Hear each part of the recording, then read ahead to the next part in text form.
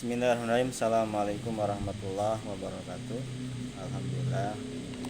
Alhamdulillahirabbil alamin wa bihi nasta'in ala umri dunya wa din wa ala alihi washabihi ajmain amma ba'd.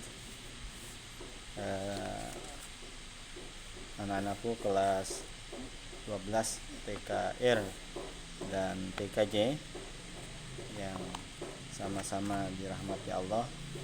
Alhamdulillah pada kesempatan kali ini kita bisa berjumpa kembali dalam pembelajaran pendidikan kemuhammadiyahan. Anak-anak, bagaimana kabarnya hari ini? Ya, mudah-mudahan semuanya dalam keadaan sehat walafiat ya. Dan alhamdulillah Bapak juga dalam keadaan sehat walafiat. Musibah ataupun bencana wabah COVID-19 ini sudah begitu lama ya, berapa bulan menimpa dunia ataupun menimpa bangsa kita pada khususnya, sehingga banyak terhenti segala aktivitas-aktivitas yang positif ya, ataupun aktivitas keseharian, dan bahkan sampai aktivitas kita belajar pun tersendat dengan adanya COVID ini. Biasanya kita bisa bermuajahah secara langsung kan, bisa kita sama-sama bertemu di kelas ataupun di sekolah. Sekarang kita dibatasi, hanya bisa berbatas melalui media. Tapi walaupun demikian tidak mengurangi semangat kita ataupun mengerutkan semangat kita untuk bertolabul ilmi ya, karena pada prinsipnya belajar itu bisa dari semua, bisa dari media apapun bisa kita pelajari, dan tidak harus sifatnya formal, duduk di meja ataupun duduk di tempat-tempat perkuliahan. Dimanapun kita bisa belajar, bahkan dari hal yang terkecil pun kita bisa belajar, dari hal-hal yang tidak terduga pun kita bisa belajar, dari masalah kita bisa belajar, dari sebuah kejadian, sebuah kasus, itu semua bisa kita pelajari. Makanya pada dasarnya kehidupan itu adalah pembelajaran bagi kita ya. Makanya dalam Al-Quran ada istilah kalimat-kalimat apala ya'lamun, apala tadakkarun. Karena apa? Pada dasarnya kehidupan di dunia ini adalah sebuah pembelajaran bagi kita yang kemudian nanti bisa jadikan ibroh dan bekal bagi selanjutnya. Baik anak-anakku, tolong diperhatikan di bukunya ya. Kita sambil sama-sama bahas aja. Kalian coba silahkan buka halaman 35 bab 2 ya. Kita akan kaji dulu tentang bab 2 ini, karena di bab 2 ini akan banyak membahas lebih dalam tentang kaderisasi Muhammadiyah. Dan kaderisasi ini adalah sesuatu yang sangat urgent dan fundamental ya. Dan ini mempengaruhi ya, atau kaderisasi ini sesuatu yang tidak bisa ditinggalkan, tidak bisa dilewatkan. Semua apapun butuh kaderisasi ya. Bahkan anak-anakku, Islam ini tidak akan sampai kepada kita, tidak akan sampai kepada apa yang saat ini kita yakini kalau seandainya ya Nabi Muhammad pada saat itu tidak menyiapkan kader-kader untuk melanjutkan estafet dakwahnya gitu kan. Makanya kaderisasi ini penting. Beliau dulu mengkader Abu Bakar, mengkader Umar, mengkader Ali, Utsman gitu kan. Sehingga kemudian Utsman, Abu Bakar, Ali pun sama mengkader terhadap ke bawahnya yang dikenal dengan sahabat, tabi'in, itba'ut tabi'in sampai kepada kita. Semua mereka kader, semua mereka siapkan dalam rangka apa? Agar dakwah, agar akidah, agar Islam ini bertahan sampai kepada tujuan selanjutnya kepada umat-umat beliau. Ya, maka disiapkanlah kader.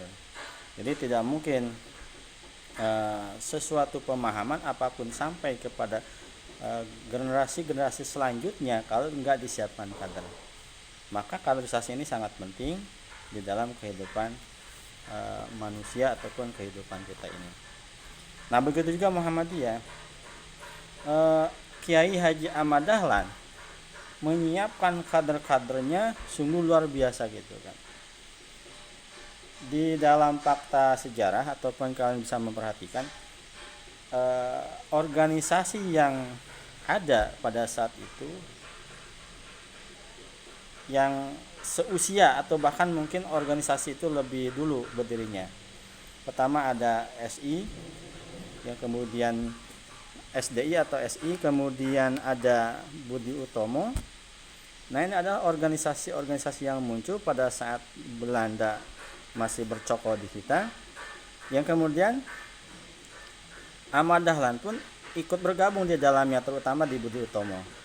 Sehingga Ahmad Dahlan bisa melancarkan izin-izin ya pendirian Muhammadiyah ini, salah satunya karena beliau juga aktif di Budi Utomo, sehingga dibantulah oleh ketua umumnya ya Budi Utomo, sehingga Muhammadiyah bisa berdiri pada saat itu, walaupun hanya berbatas Yogyakarta saja karena Belanda membatasi teritorial, boleh berdiri dan menyebarkan pahamnya hanya untuk di Yogyakarta saat itu ya.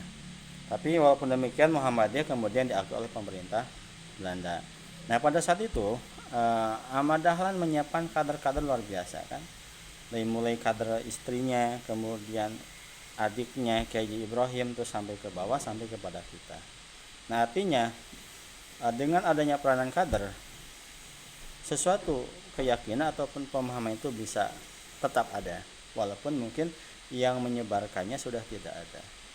Walaupun mungkin tangan-tangan perintisnya sudah tidak ada, tapi karena disiapkan kader, maka pemahaman ataupun keyakinan itu tetap ada sampai kemudian mungkin waktunya Allah panggil dalam kehidupan dunia ini.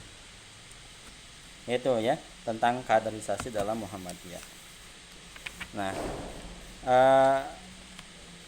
apa saja yang akan dibahas ya, nanti kalian coba perhatikan di halaman 37 ya.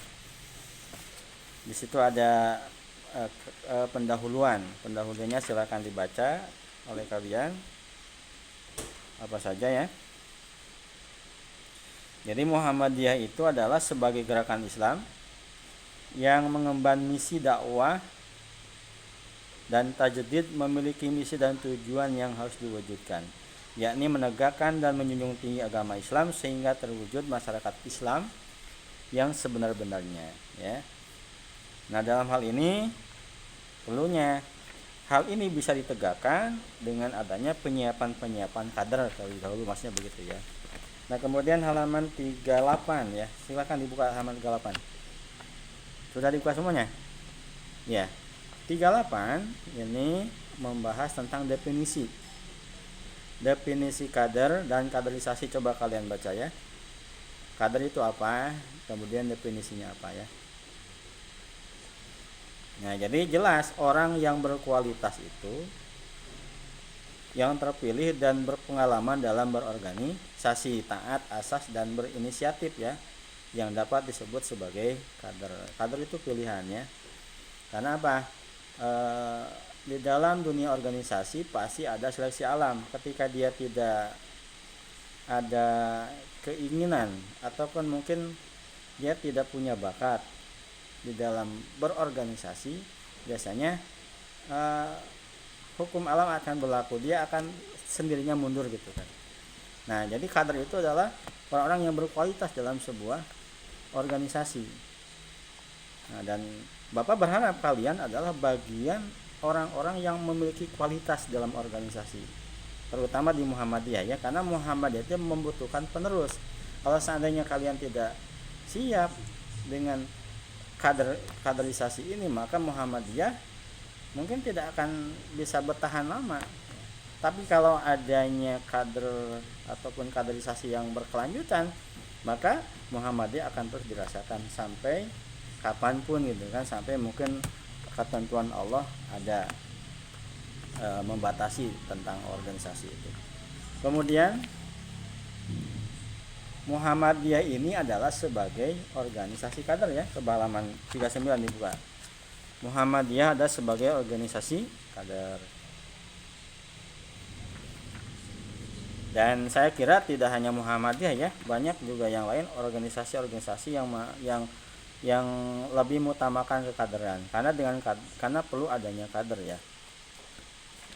Nah, di dalam kekaderan ini mungkin ada beberapa potensi yang akan berhubungan dengan sumber daya kader ya.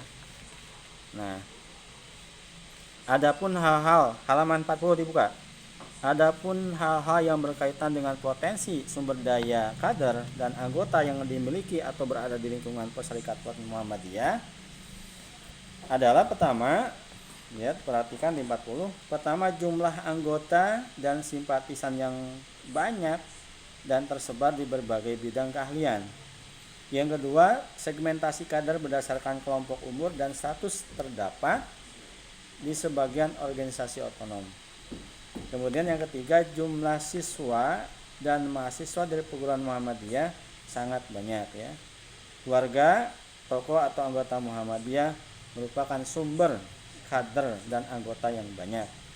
Jaringan vertikal dan horizontal perserikatan coba dilihat di 5. Mulai dari ranting hingga pusat tersebar ya di penjuru tanah air. Yang 6, amal usaha Muhammadiyah yang melimpah dengan fasilitas dan sumber daya yang memadai untuk perekrutan, pembinaan serta pendistribusian kader dan anggota. 7, ya, lihat yang 7 anak-anakku. Jaringan Muhammadiyah dengan organisasi-organisasi sejenis baik di dalam maupun di luar yang memiliki visi dan misi serupa. Kemudian yang 8, sistem perkaderan Muhammadiyah yang 8. Ya, itulah tentang kaderisasi yang ada di Muhammadiyah ya. Mungkin sampai di sini dulu ya anak-anak. Nanti kita akan sambung lagi dalam kesempatan yang lain. Sekali lagi, untuk selanjutnya mungkin Bapak minta kalian untuk menyimpulkan ya, ataupun memberikan ringkasan yang ada di dalam materi tadi nanti untuk penilaian. Jadi tolong kalian ringkas materi tadi, nanti kalian kirim hasilnya ke Bapak, bisa lewat WA saja ya. Ditulis hasilnya dari materi yang tadi Bapak sampaikan, dari materi kaderisasi Muhammadiyah halaman 35 sampai halaman 40. Tolong dibikin rangkuman, atau seandainya kalian bisa mengerjakannya ataupun kalian harus mengerjakannya, ini untuk penilaian. Mungkin sekian yang bisa disampaikan pada kesempatan daring pada kali ini. Bapak mohon maaf apabila ada kekurangan. Wabillahi taufiq wal hidayah. Assalamualaikum warahmatullahi wabarakatuh.